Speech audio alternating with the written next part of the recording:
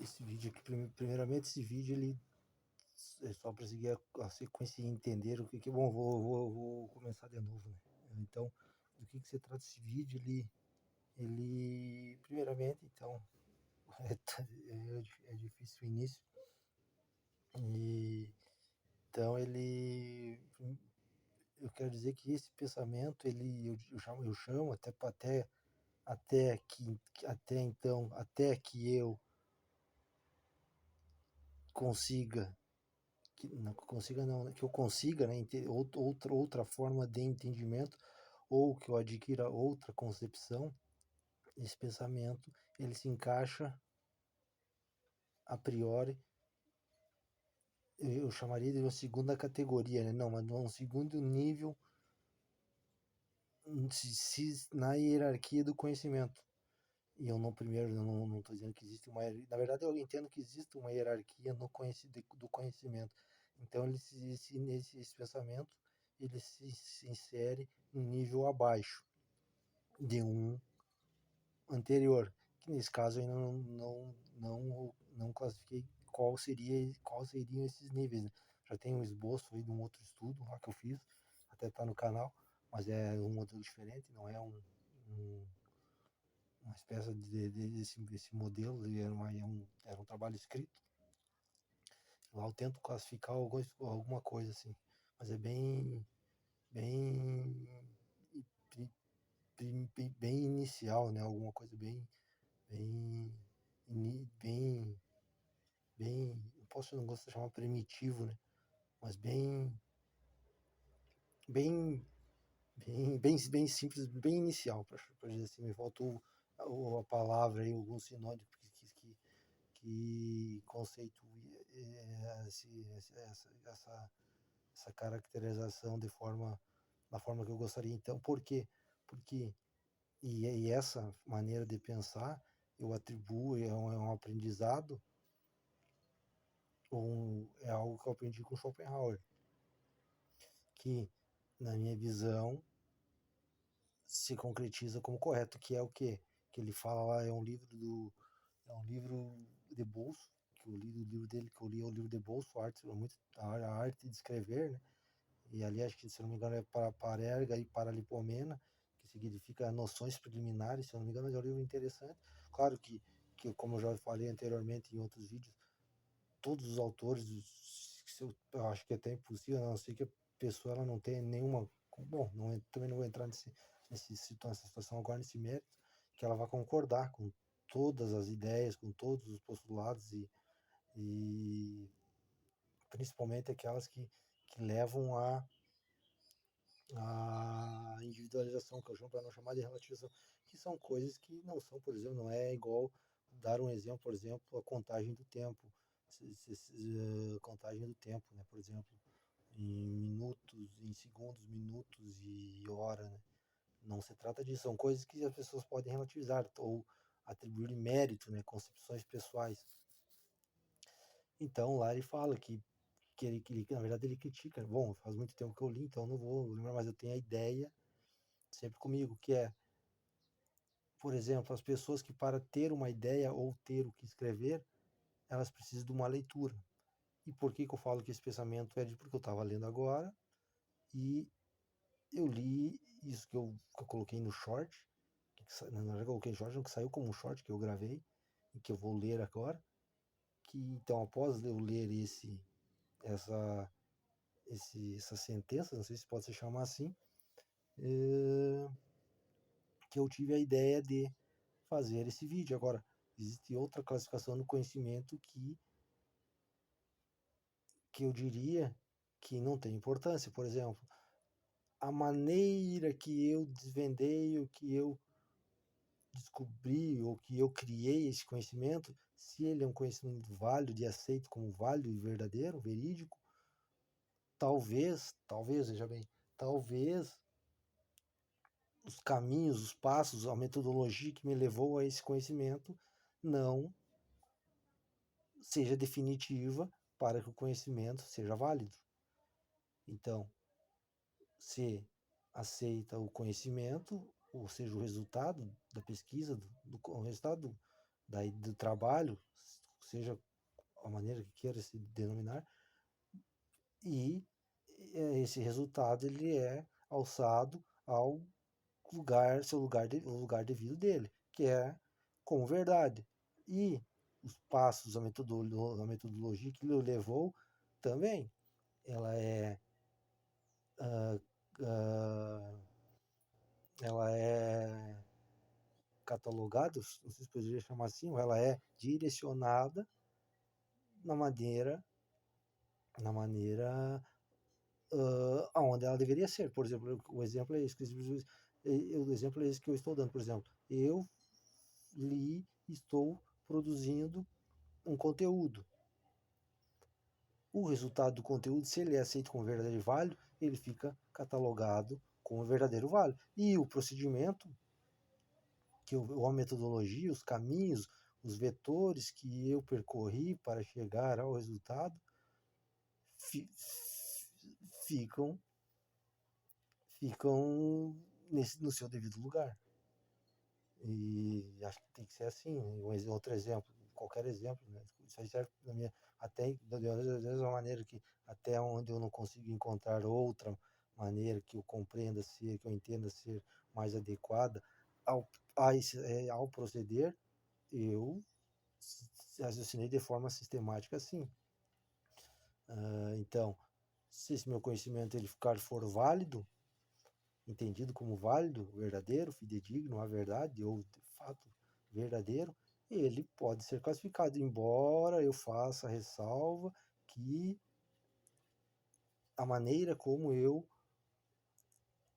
desenvolvi esse conhecimento. Acho que só queria fazer isso. Então, o que eu quero falar então? Aqui está falando de Henri de Thoreau, nascido aqui em 1817, 1863, é um ensaísta, poeta, naturalista, filósofo americano, formado em Harvard, voltou para a sua cidade natal, na época um centro cultural e intelectual, onde lecionou primeiro em uma escola estadual e depois na escola que abriu com seu irmão John. Daí segue, em 1841, fechou a escola e se concentrou em escrever. Trabalhava na fábrica de lápis da família, inventou uma máquina para moer grafite em pó fino e depois desenvolver uma combinação de grafita e argila, produziu os primeiros lápis americanos com a qualidade alemã Faber. Daí segue, mas se ateve a ganhar apenas o sustento para a sua vida simples, naturalista dedicado, todos os dias dava um longo passeio pelas redondezas e avistar riachos e lagos, catalogava níveis de temperatura da água e plantas. Foi um dos precursores do movimento ambiental dos últimos 30 anos. Daí aqui teve doutorou, acho que se alguém já conhece, tem o livro mais conhecido dele é A Desobediência Civil. Se eu não me engano, ele tem um episódio que ele se hibernou na floresta, eu não lembro, mas o livro bem conhecido dele é Desobediência Civil, que ele é um anarquista. Ele fala que se eu não me engano, não tenho certeza, o livro dele, eu já li até mais uma vez, mas pelo devido ao tempo, né? Aí falha a memória, então esqueci que ele fala que, se eu não me engano, toda forma de tributo é roubo, alguma coisa nesse sentido, mas tudo bem. E qual que é a sentença que ele fala que ele fala? E o áudio, esse raciocínio central, como é vão sentar-se e escrever se você não se levantou para viver. Isso é do que eu gostaria de tratar, porque não é a primeira vez que eu já vi. Até um tempo atrás, eu já trabalho aí de forma pessoal, né, com investimento, faço alguns investimentos, né. Então esse tempo aconteceu um episódio eu não vou citar o nome aqui porque eu acho que não vem ao caso, principalmente da pessoa que desferiu, não diria o ataque, mas o desferiu, desferiu porque, na verdade, ele foi praticamente, não sei, um ataque, uma crítica, desferiu a crítica, eu diria, a uma outra pessoa. E do que se tratava? Ele falava do que adianta aquela pessoa ser bilionária, um bilionário da Bolsa Brasileira, talvez o maior investidor da Bolsa Brasileira, se ele não aproveitava. Então, esse é um exemplo. Se ele não aproveitava, eu pensando, e qual que é a conclusão que eu cheguei? Qual a justificativa desse outro cidadão elencar esse outro cidadão, que é no caso esse bilionário da Bolsa Brasileira, como exemplo para ele de uma coisa que é totalmente particular, que é particular a maneira como vive esse senhor, que já é um idoso, diz respeito ao esse outro cidadão, essa outra pessoa, esse outro influencer no mercado digital hoje? Diz respeito? Não. Então, qual a motivação desse cidadão a querer criticar o outro em relação à maneira do que aquela outra pessoa vive a vida dela? Isso é totalmente particular, não faz jus, não há direito de A ou B criticar a outra pessoa pela maneira, principalmente sendo uma vida privada, tudo bem. Então, o que eu quero falar nesse vídeo? Como é vão sentar, se inscrever se você não se levantou para viver? Eu me pergunto o que é viver, né? O que é viver? E agora, e esse é o campo que é um campo que na verdade eu não gosto de, de tratar, que é o campo da relatividade. O que é viver para um não pode, não é o mesmo que é viver para outro. Então, o que é viver? O que é viver? Uh, e veja que isso se extrai de uma pessoa que é considerada aí uma pessoa letrada das letras, e na verdade é um personagem, posso chamar um personagem histórico do histórico, que é esse senhor Henry David Thoreau. É uma pessoa histórica. Mas ele escreveu isso, e eu não estou aqui criticando, eu estou fazendo um raciocínio ou até mesmo uma pequena uma, uma espécie de análise sobre o que significa. Isso tem muito a ver também com o conhecimento que se apresenta, né? As pessoas dizem, eu crio conteúdo, eu crio conhecimento, mas o que é? Por exemplo, não é algo válido, né? Como é vão sentar, se inscrever se você não levantou para ver. Bom, se uma pessoa não se levantou para ver, claro, ele trata aqui de questões subjetivas, e porque a pessoa não se levantou, mas não significa que a pessoa nunca se levantou, não significa que dentro a interpretação mais correta é que dentro dos padrões desse senhor que escreveu, que é o senhor Henry David, acho que é Thoreau, se eu não sei, parece francês, dentro dos padrões deles, algumas pessoas escrevem sem ter talvez experiência ou não ter de fato vivido. Mas e quem que determina o que é viver? Talvez essa seria a pergunta válida, né? Ou a principal pergunta. Qual é determinante, o determinante ou a determinante do viver, para que eu possa sentencialmente ou imperativamente dizer, afirmar, ou mesmo determinar que alguém vive e que outro alguém não vive? Porque isso não é nada mais nada menos que uma escolha pessoal, uma escolha individual de cada pessoa. Então, o que é viver? Bom, talvez para uma pessoa, algumas pessoas, por exemplo, o que faria bom, não, agora daí eu estaria fazendo um raciocínio hipotético e dedutivo, porque eu falaria de Kant agora, né? Immanuel Kant. Perguntaria, mas será que Kant viveu, por exemplo, Immanuel Kant diz a história que ele nunca saiu de Königsberg, que é a cidade que ele viveu, tendo uma rotina até mesmo rígida em seus hábitos, né, de escolástico e também de cidadão. Me pergunto, mas isso aqui, acho que esse assunto também já não é válido, porque daí isso parte de mim, mas a pergunta continua: o que determina o que é viver e o que é viver, o que não é viver e o que é viver mal, por exemplo? Mal com L. Eu até gosto de falar de mal com mal, né? Mal com AMAUL, né? Mas então, o que determina o que é viver para uma pessoa julgar ou emitir juízo?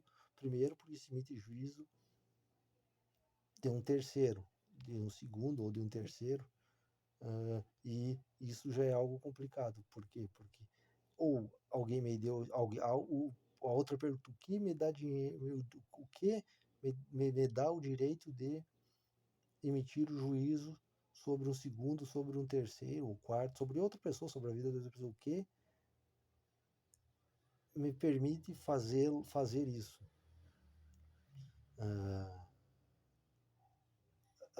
e eu digo principalmente se for de forma gratuita, sem ser convidado. O que permite uma pessoa emitir o juízo sem ser convidado? Por exemplo, esse caso que eu dei desse influencer sobre o bilionário da Bolsa Brasileira.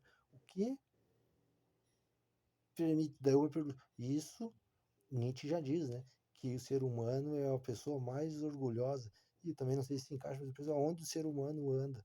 O ser humano se acha, por livre e espontânea vontade, por volição própria, se alçar no direito de imiscuir-se na vida do outro, do próximo, sem base, sem fundamento algum.